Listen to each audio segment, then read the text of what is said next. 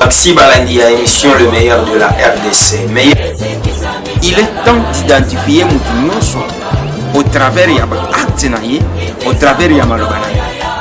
Valeur nini ya Tshisekedi oyo eza lelo Delice Sanga kolobake valeur moko oyo Tshisekedi azaki na ngonga Delice Sanga naza nango.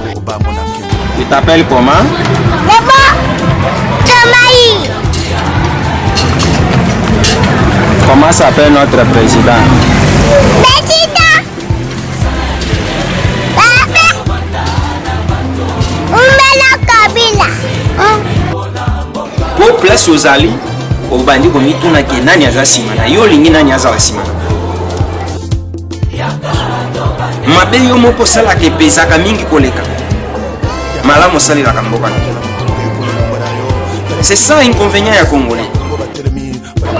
Allié, balesier, nani atindi. Yo lingi nani atinanga. Ok, kofinga. Kosilikate tango koyoka batangi boyo batangi oyo. Je ne suis pas là pour Kamoko, je suis là pour tout le monde. Merci Banamboka, merci Balantia, émission meilleure de la RDC, merci Balantia 3W congolocolenews.net. Merci Balandia Nabiso. Toyebisa kabino ke tozaba na misala. Nandenge ya musala toujours. Yango bomoni biso lisusu awa na Maison de France oyo ezwami wapi na Halle de la Gombe ndenge bokoki ko constater elongo na biso bana mboka boko mituna toyeko sala nini bana mboka toyebisa kabino ke tokotikala kozanga te bisika nyonso lisolo ya mboka eza na kati ya kobetama tina nini toyekati na oyo esika na bobengisa mimunene mwana mboka Fiyu Ndondo Boni oyo azali président national ya parti Orange parti oyo eza na kati ya opposition toye ko répondre na appel oyo abengisi ba candidat président nyonso ya opposition eza motuna bomituna kapona koyeba opposition bakokende na mutu moko to bakokende na mutu moko te parce que dernièrement to monaki mona mboka Jean-Pierre Bemba apesi candidature na ye ndenge moko na bana mboka mususu kalate mwana mboka Félix Tshisekedi azokende ko PCP candidature na ye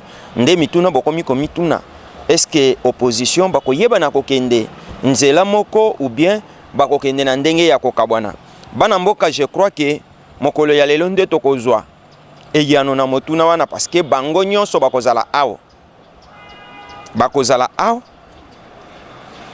baya ko répondre na appel ya mwana mboka Fiyu Ndondo oyo abengisi bango parce que démarche bandaki mwakala sololaki déjà masolo ya katelekaki lelo eza mukolo oyo esengeli na bango kopesa suite ya lisolo ndenge kozala ndenge ya mwana musala na bino toujours bana mboka bozelaki to yeba na koyeba suite ya masolo ekozala ndenge nini tozokota na kati.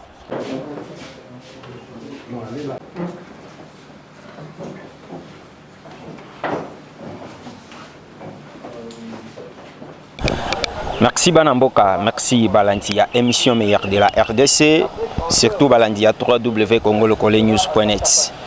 Toyebisa kibino ke tokokota na kati poto yeba na koyoka masolo nini eza na kati ya koleka kuna yambo ya nyonso Banamboka boyoka nanu ouverture ya lisolo oyo ezalaki ndenge nini maloba nini lobamaki.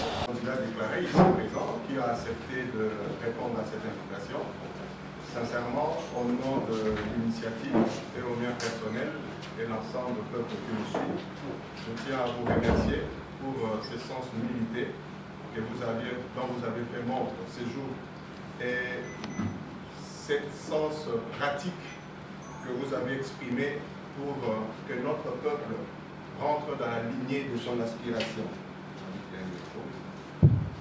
Rentre dans la lignée de son aspiration, c'est-à-dire à un moment qu'il soit en mesure de désigner une seule personne qui va porter le poids de ses aspirations.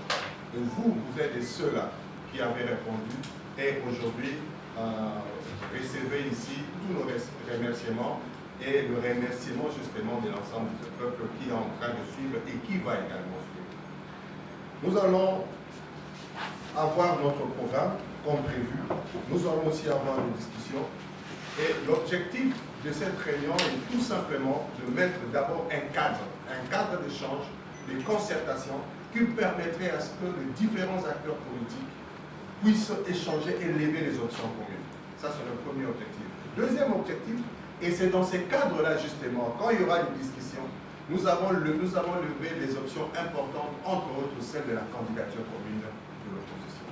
Et les trois, l'option que nous pouvons lever maintenant, parce qu'il y a quelques-uns qui déposent déjà leur candidature, l'option que nous allons lever maintenant, soit tout le monde dépose ou ne dépose pas, va faire partie de la stratégie commune d'action en fait.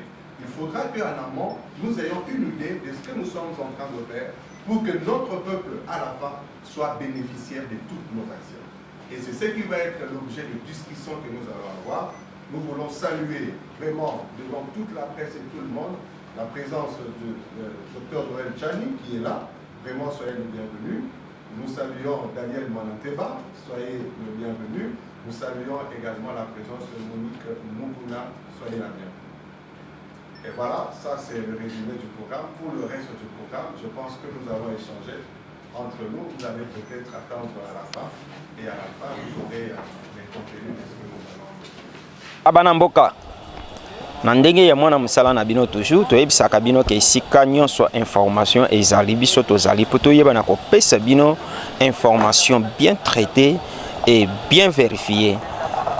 Bolandi mulaina mukuse ya lisolo ndenge elekaki pona ouverture mais na sima na yango boyoka pe liloba nini elobamaki pona suka ndenge nini moko na moko apesaki ba impression na ye tolanda bango na micro na bino kaka.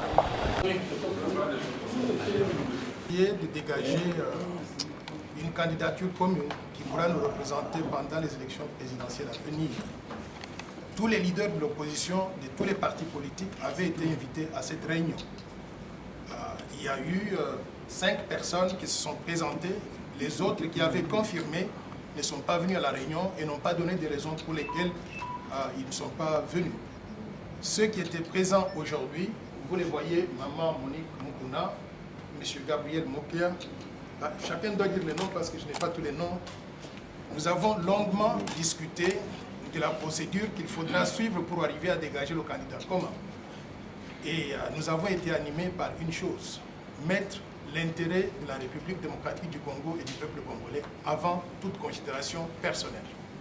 Et chacun était prêt à pouvoir mettre de l'eau dans son vin pour que le candidat commun soit la personne qui représente non seulement la rupture, mais également la notion de changement que nous voulons incarner pour l'avenir de la RDC.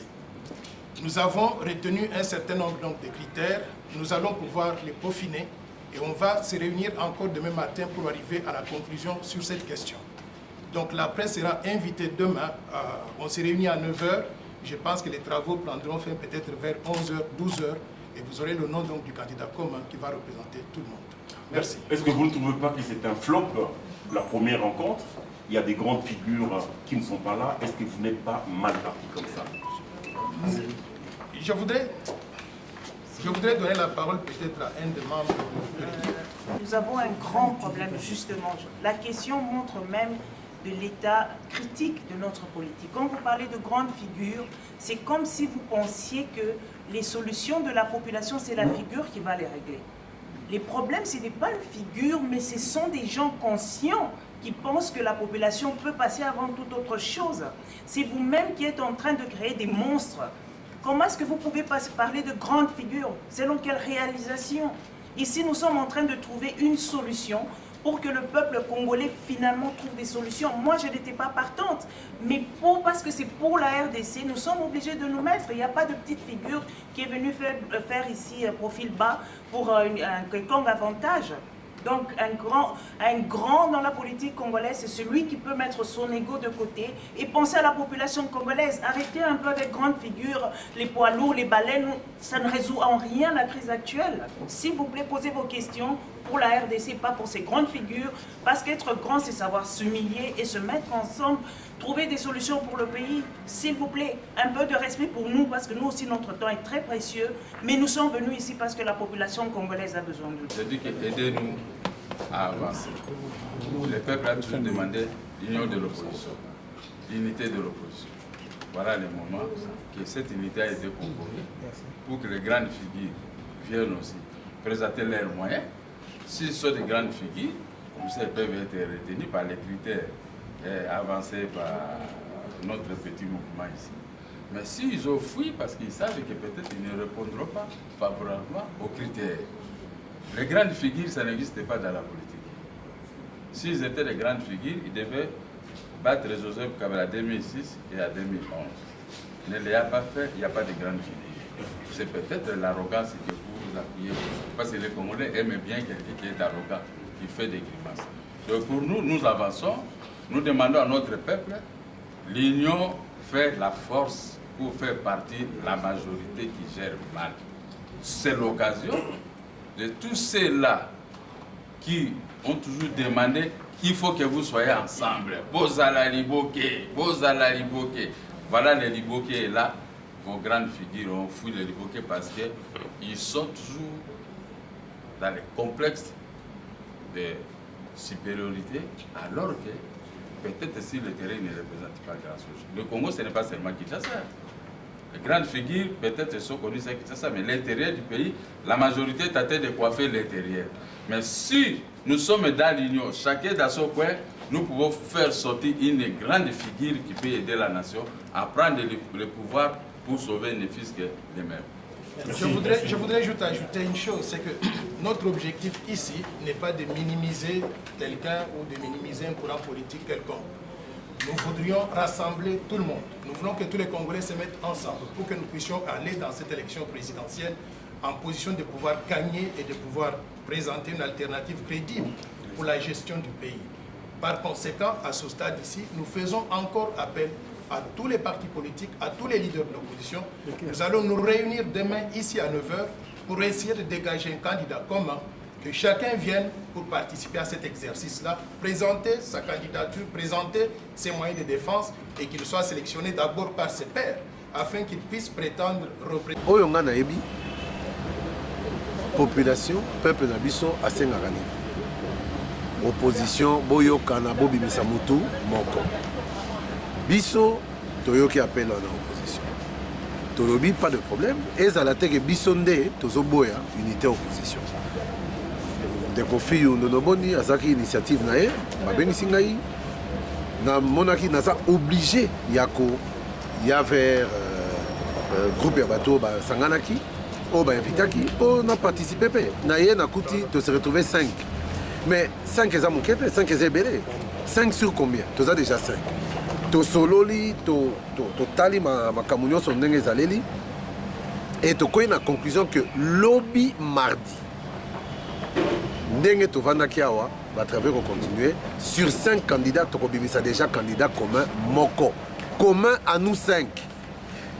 Soki na sima, to continuer musalango et ko permettre peut-être que oh biso to kobimisa moko. Na ba oyo ba koptikala.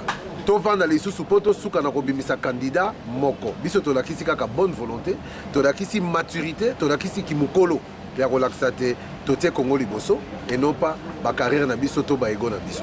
Ba condition za mo ebele to tiakana, mais déjà demain 15h demain midi ou plus tard bokoye ba candidat ni biso to désigner, quitte à ce que to continue lutte à candidature commune en opposition. Tout ça là qui est plus ou moins 5 candidats déclarés, tout ça là qui est belé quand même. Yokani to lever l'option pour poursuivre la discussion na biso lobby pour être tokoka pour na oyo akoki ko représenter l'aspiration à batonyoso na niveau ya opposition mais pour na yango porte ça na okanga maté to so invité bande konyoso ou baza qui peut déjà lokasa il fallait bazala peut-être pour raison telle ou telle autre raison ba été mais lobby na 9h to continuer milulu na biso car na isika yo pour être tokoka ko lever option na pour intérêt la population na biso. Donc au stade actuel, tout sali pas, to lobby makambo ebele et to finaliser yango lobby na 9h na esika. Merci. Président, olobi ke bosali déjà pas parce que bozoluka unité ya opposition. Ce qui est sali ke bo comité na suka batu wana bayete. Opposition ekokende ini ou bien bokokende na ndenge na bino bango pe bakende na ndenge na bango. Opposition principe ezali volonté ezali biso bonso tokende elongo tozala moto se moko. Musala eza ko salema po ete tokende moto moko. Ata na sima ba dépôt toko continuer kokutana po ete to lever option ya kozana moto moko a représenter biso banso. Bozwa kitan ya bosala wana ezali ko se poursuivre. Bozwa kitan ya kosolola déjà na bango batu nyonso to solola na bango individuellement pe bazaki lokasa ya réunion to continuer ko solola porte ezali fermée te to continuer misala nyonso pour l'intérêt à peu près na biso. Merci mon ambo. Sili kolanda. Hein? Bana mboka bosili kolanda bomoni ndenge tolobaka toujours bo comprendre que nani alingi nini et nani alingi nani. Masolo ya Congo ekomi ndenge wana. Tolelaki ou bien bolobaki mingi pona unité ya opposition. Bomoni kaka bilonge ezali awo.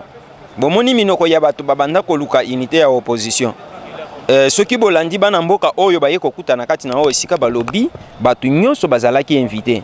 Mais na Congo ekomi na ba gros poisson na ba petit poisson.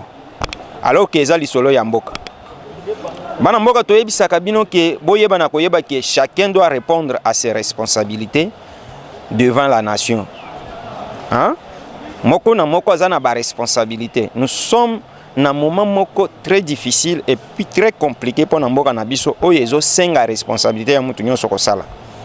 Mais bozana kati ya ko comprendre bino moko ke comportement ya ba politique ya mboka na biso ezalo lenge nini. Opposition bakokende nzela moko to bakokende nzela moko te. Point d'interrogation. Tozozela le 23 décembre nde bokozwa eyano ya motuna oyo. Botikala malamu na ndenge ya mwana musala na bino toujours émission ici. Maxi Balandi à émission le meilleur de la RDC. Mais il est temps d'identifier mutu au travers ya ba acte na ye, au travers ya maloba na ye. Valeur nini ya Tshisekedi oyo eza lelo Delice Sanga Kolo bake valeur moko oyo Tshisekedi azaki na ngonga Delice Sanga naza nango. Tu t'appelles comment?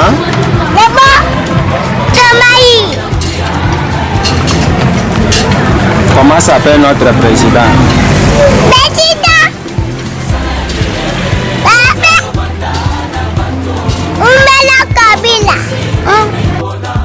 Pour place aux alliés, au bandit comme il tourne à Nani Azasimana, Yolingi Nani Azasimana. Mabe yo moko sala ke pesaka mingi koleka. Malamu sali la kamboka. C'est ça inconvénient ya Congolais. Allez, balesier, nani atindi. Yolingi nani atinanga. Ok, kofina. Kosilikate tango koyoka batangi boyo batangi oyo. Je ne suis pas là pour Kamoko. Je suis là pour tout le monde.